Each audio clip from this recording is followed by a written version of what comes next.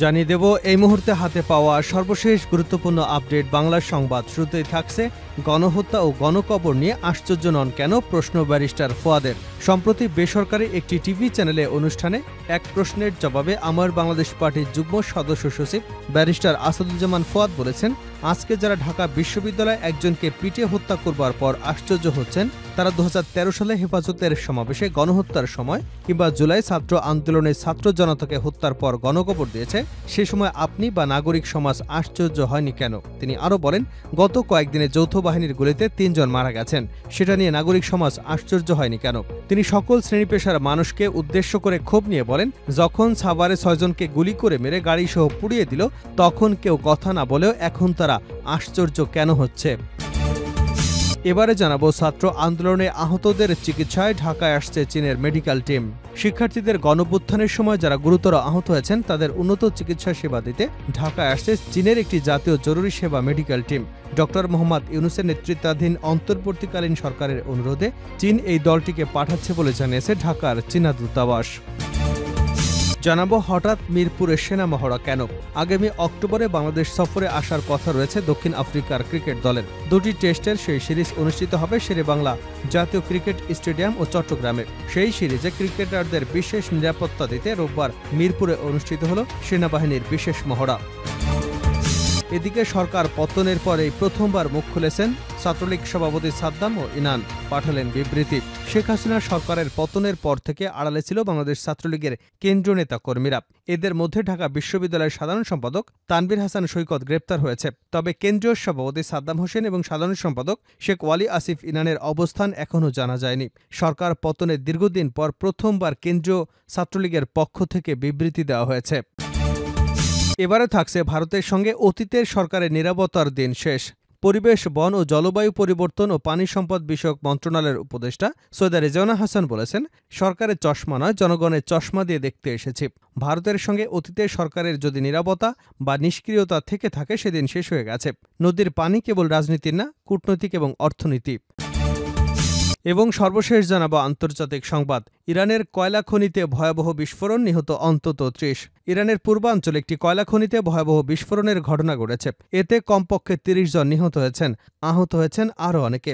সম্প্রতি বছরগুলোর মধ্যে এটি অন্যতম মারাত্মক খনি বিস্ফোরণ। এতে অন্তত 24 জন খনি শ্রমিক ভেতরে আটকা পড়ে আছে বলে ধারণা করা হচ্ছে। এতক্ষণ শিরোনাম শুনছিলেন, এবার বিস্তারিত। প্রিয় দর্শক, আপনি যদি এই চ্যানেলে নতুন হয়ে থাকেন, ভিডিওটি দেখতে দেখতে চ্যানেলটি সাবস্ক্রাইব করে আমাদের সঙ্গে থাকুন। আর এই ভিডিও সম্পর্কে আপনি আপনার মূল্যবান মতামতটি কমেন্ট বক্সে জানিয়ে দিন। আর হ্যাঁ প্রিয় দর্শক, জানিয়ে দিন ভিডিওটি কোথা থেকে দেখছেন। গণহত্যা ও গণকবর নিয়ে আশ্চর্য নন কেন প্রশ্ন ব্যারিস্টার ফুয়াদের। সম্প্রতি বেসরকারি একটি টিভি চ্যানেলের অনুষ্ঠানে এক প্রশ্নের জবাবে আমার বাংলাদেশ পার্টির যুগ্ম সদস্য সচিব ব্যারিস্টার আসাদুজ্জামান ফুয়াদ বলেছেন, আজকে যারা ঢাবিতে একজনকে পিটিয়ে হত্যা করবার পর আশ্চর্য হচ্ছেন, তারা 2013 সালে হেফাজতের সমাবেশে গণহত্যার সময় কিংবা জুলাইয়ের আন্দোলনে ছাত্র জনতাকে হত্যার পর গণকবর দিয়েছে, সে সময় আপনি বা আপনার নাগরিক সমাজ আশ্চর্য হননি কেন? তিনি আরও বলেন, গত কয়েকদিনে যৌথ বাহিনীর গুলিতে 3 জন মানুষ মারা গেছে, সেটা নিয়ে নাগরিক সমাজ আশ্চর্য হয়নি কেন? গণমাধ্যম এবং নাগরিক সমাজ কেন আশ্চর্য হয়নি? শুধু একজন মানুষকে পিটিয়ে হত্যা করায় সবাই আশ্চর্য হচ্ছে উল্লেখ করে তিনি আরও বলেন, 2023 সালে যখন সারা বাংলাদেশে ব্লক আউট করে শাহবাগে গণহত্যা চালানো হলো, তখন কেউ কথা বলেনি কেন? তিনি বলেন, জুলাই অগাস্টে 104 জনকে হত্যা করে রাজধানীর জুরাইনে রায়ের বাজারে বুদ্ধিজীবী কবরস্থানে যখন গণকবর দেওয়া হলো, তখন কেউ আশ্চর্য হয়নি কেন? তিনি সকল শ্রেণী পেশার মানুষের উদ্দেশ্যে ক্ষোভ নিয়ে বলেন, যখন সাভারে 6 জনকে পুলিশ মেরে গাড়িসহ পুড়িয়ে দিল, তখন কেউ কথা না বলে এখন তারা কেন আশ্চর্য হচ্ছেন। ছাত্র আন্দোলনে আহতদের চিকিৎসা দিতে ঢাকায় আসছে চীনের মেডিকেল টিম। সম্প্রতি শিক্ষার্থীদের গণঅভ্যুত্থানের সময় যারা গুরুতর আহত হয়েছেন তাদের উন্নত চিকিৎসা দিতে ঢাকায় আসছে চীনের একটি জাতীয় জরুরি মেডিকেল টিম। অধ্যাপক মোহাম্মদ ইউনূসের নেতৃত্বাধীন অন্তর্বর্তীকালীন সরকারের অনুরোধে চীন এই দলটি পাঠাচ্ছে বলে জানিয়েছে ঢাকাস্থ চীনা দূতাবাস। দলটি কুনমিং থেকে রোববার দুপুর 1:35 হজরত শাহজালাল আন্তর্জাতিক বিমানবন্দরে অবতরণ করবে।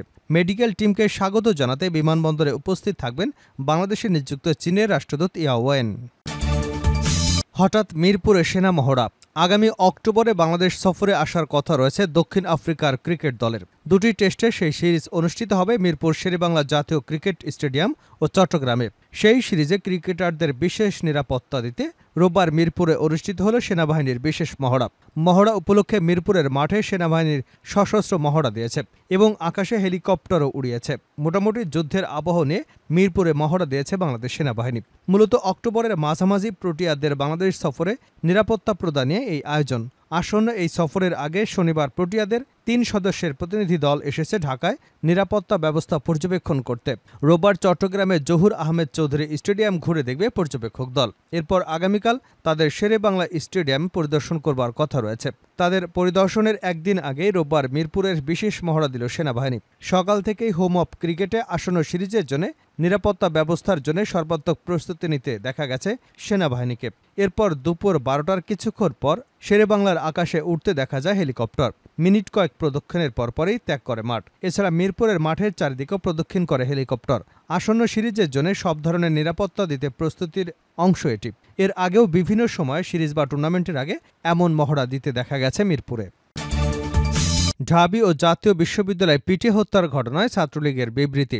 ঢাকা বিশ্ববিদ্যালয় ও জাহাঙ্গীরনগর বিশ্ববিদ্যালয় সহ দেশের বিভিন্ন স্থানে বিচার বহির্ভূত হত্যাকাণ্ডের ঘটনায় উদ্বেগ প্রকাশ করে বিবৃতি দিয়েছে বাংলাদেশ ছাত্রলীগ। রোববার ছাত্রলীগের কেন্দ্রীয় সভাপতি সাদ্দাম হোসেন এবং সাধারণ সম্পাদক শেখ ওয়ালিফ আসিফ ইনান স্বাক্ষরিত এক বিজ্ঞপ্তিতে এই উদ্বেগ জানানো হয়।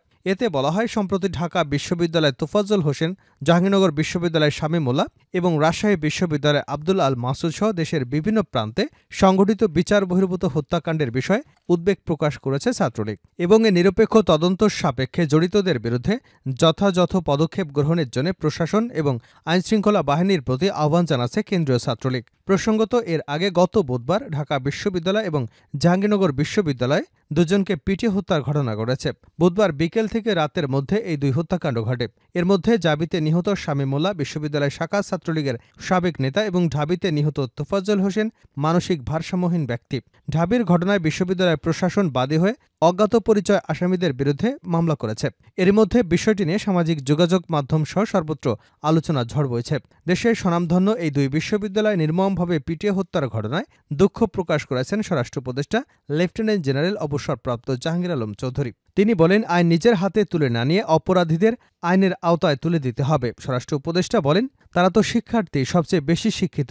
একজন অপরাধ করলে তাকে আইনের আওতায় সোপর্দ করুন। আইন তো নিজের হাতে তুলে নেওয়ার অধিকার কারো নেই। শেষ করছে আন্তর্জাতিক সংবাদ দিয়ে। ইরানের কয়লা খনিতে ভয়াবহ বিস্ফোরণ, নিহত অন্তত ৩০। ইরানের পূর্বাঞ্চলে একটি কয়লা খনিতে ভয়াবহ বিস্ফোরণের ঘটনা ঘটেছে। এতে কমপক্ষে ৩০ জন নিহত হয়েছেন, আহত হয়েছেন আরও অনেকে। সাম্প্রতিক বছরগুলোর মধ্যে এটি অন্যতম মারাত্মক খনি বিস্ফোরণ। এতে অন্তত ২৪ জন খনি শ্রমিক ভেতরে আটকা পড়েছেন বলে ধারণা করা হচ্ছে। রোববার আন্তর্জাতিক সংবাদ মাধ্যম আল জাজিরা এক প্রতিবেদনে এ তথ্য জানিয়েছে। এছাড়া নিহতের সংখ্যা বাড়তে পারে বলেও কর্তৃপক্ষ জানিয়েছে। এতে আরও জানানো হয়েছে, ইরানের পূর্বাঞ্চলে অবস্থিত একটি খনিতে ঘটা বিস্ফোরণে কমপক্ষে ৩০ জন নিহত এবং আরও ১৭ জন আহত হয়েছে। অনেক শ্রমিক আটকা পড়বার আশঙ্কা রয়েছে বলেও জানিয়েছে ইরানের সংবাদ মাধ্যম।